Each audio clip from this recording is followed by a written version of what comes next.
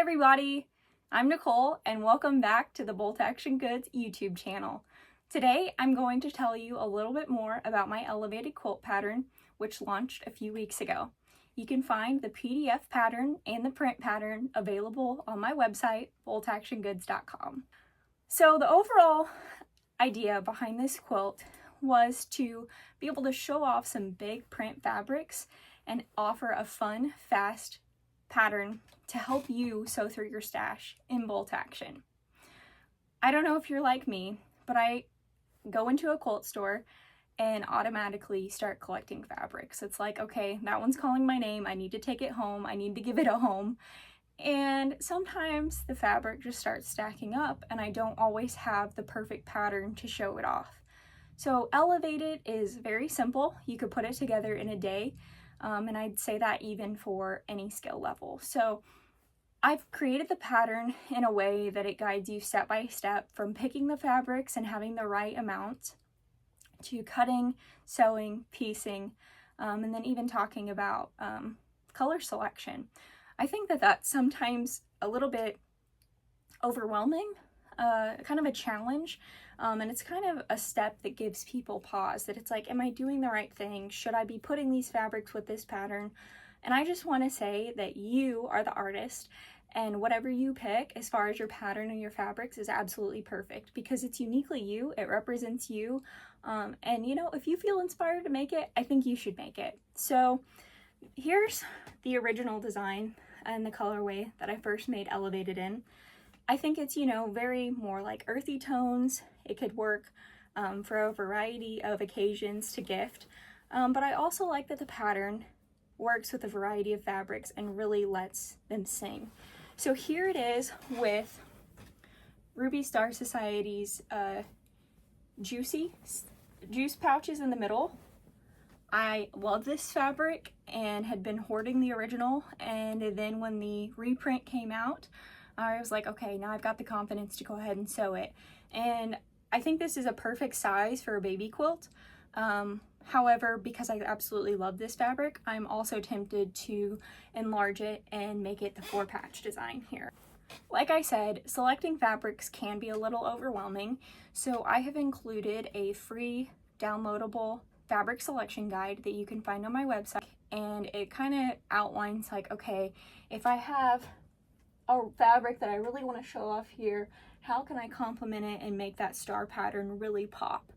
And so it also includes an extra coloring page, so if you don't want to color in the one found in your pattern, you don't have to, or maybe, you know, you're like, I absolutely love this pattern, I need to make it more than once. You can just easily print off another coloring guide to help visualize those fabrics and their placement for each elevated quilt you make. So I think it's really fun to use fabrics both from the same line or also kind of mix and match, and so that's really what this design is. It's a variety of lines. If you're a visual learner like me, I think it's really helpful to see some of these steps that are used to create this quilt. So I'm going to go through using these two 10-inch squares, just high contrast so it's easy to see the steps. So first what we're going to do is go through the 2 at a time HST or half square triangle process, and then once we get those 2 HSTs, we'll take it a step farther and be able to make the center hourglass block for the elevated quilt. So to start out, you need 2 fabric squares that are the same size. Just for this tutorial, they are both 10-inch squares, so you can easily use a layer cake or a charm pack to follow along and test out this method. So what I'd like to do is line them up just so they're, you know, right sides facing together. Next, what I'm going to do is draw a line on the diagonal from one corner to the opposite corner, and that's going to be our guide for sewing.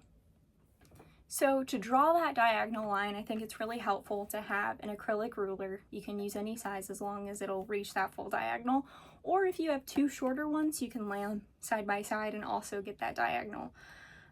So it's helpful to have a ruler and a friction pen or a pencil, whatever tool you like to use to mark. Some people even may use a Hera marker, which won't leave an actual physical mark, but it'll leave an indentation. So whatever tool you find that works best for you, go for it. So what we're gonna do is,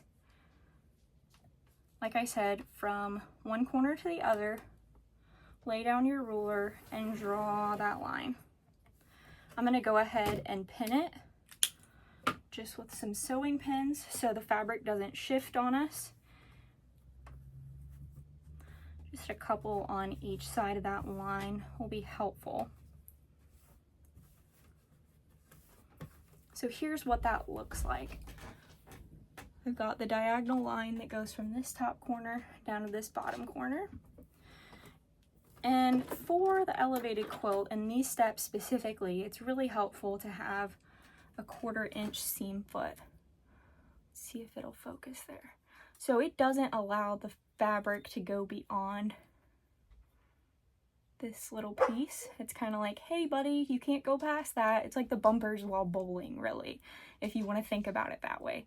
But this helps you keep that accurate seam so it's not wavy and it stays consistent, and it's really critical when making these geometric shapes, really.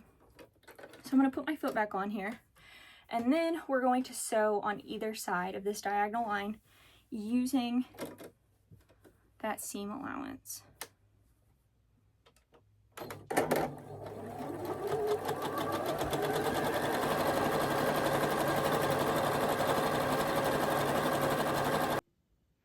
So really quick, this is what that looks like. I line up this edge of the 1/4 inch seam foot next to this line, and I just follow it down until I reach the corner, and then I repeat on the other side. I have one side sewn. I'm gonna go ahead and sew on the other side of that line.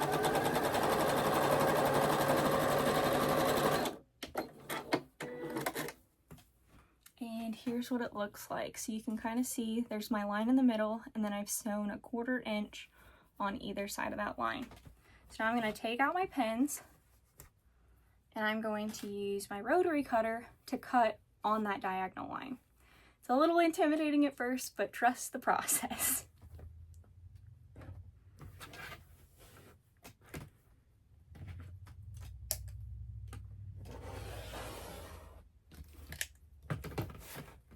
Okay, so now once I cut on that line, I end up with 2 half square triangles.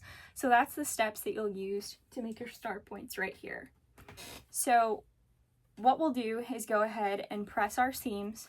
I prefer pressing to the dark side, but if you want to press it open or even to the light side, that's totally up to you.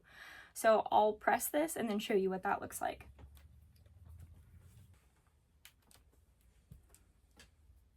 Yep.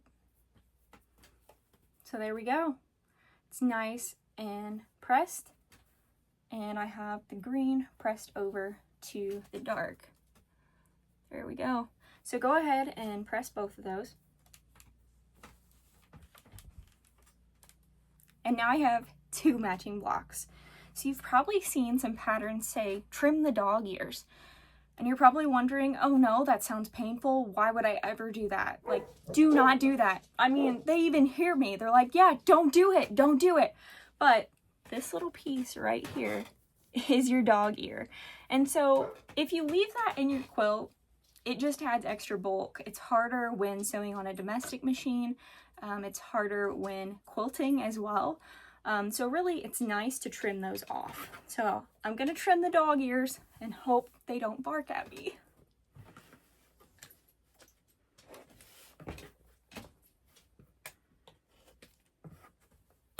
By trimming them, you see where it did have this little piece like that, kind of pressed to one side, and now it doesn't. So all I did was just cut that right there. They're a little worried still. So now we have our 2 half square triangles, and these are going to be used to construct this center hourglass block. I know it may seem intimidating to make those center hourglass blocks, but if you follow these steps, they will easily match up. So what we're going to do is take 1 half square triangle with that lighter fabric on the top and the other with the dark fabric on the top. We're going to put them right sides together. We'll pin them, making sure that this middle seam is aligned with both pieces of fabric. So I'm going to go ahead and pin it first.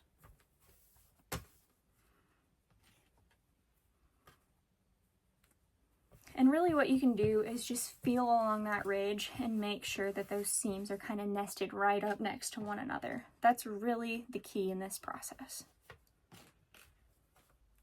So now that I have these fabrics pinned on the seam, facing right sides together with the opposites touching, so light and dark on this side, light and dark on this side, what I'm going to do is draw a line that intersects that seam.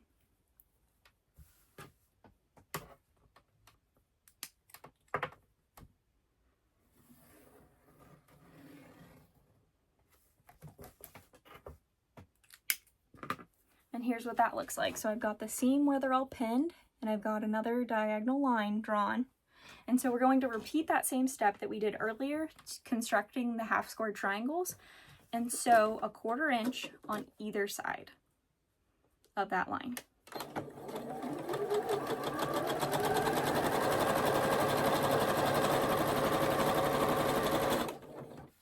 So there's one side.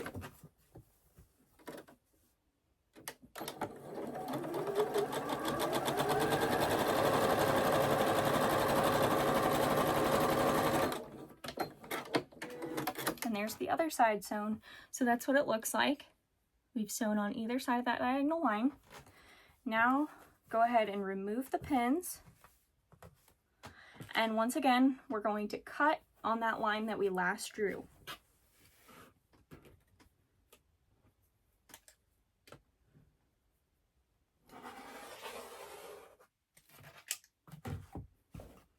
And here's where the magic really happens. After you cut that line, you simply unfold your block, unfold them, and you come up with 2 center hourglass blocks. All right, and now that you have those center hourglass blocks, go ahead and press to one side or the other, it doesn't matter.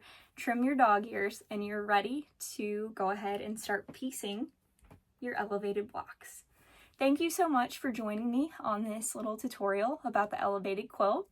I hope my video has inspired you to go ahead and sew through your stash in bolt action.